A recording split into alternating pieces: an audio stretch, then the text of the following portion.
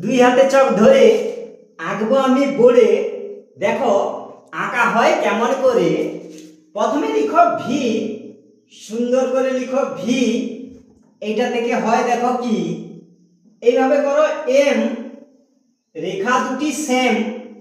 এই যে আছে ফাঁকা, হালকা করে দুটি বাঁকা। এবার এই ইউ উল্টে দাও ধপাস করে, দেখো আঁকা হয়ে যাচ্ছে খপাস করে। দুই দিকে দাও সমান করে টান, এইভাবে নিচের দিকে যান। আবার হালকা করে দুটি বাঁকা। এবার দেখো জামা হলো আঁকা, এরকম দিয়ে দাও রেখা। আবার দুদিক থেকে ঘুরিয়ে পাশে দাও জুড়িয়ে। আবার দুদিকে এরপর সমান করে ধরে এইভাবে দাও টান, এইভাবে এঁকে যান। এই পা হলো আঁকা, পাশের দিকে রেখা।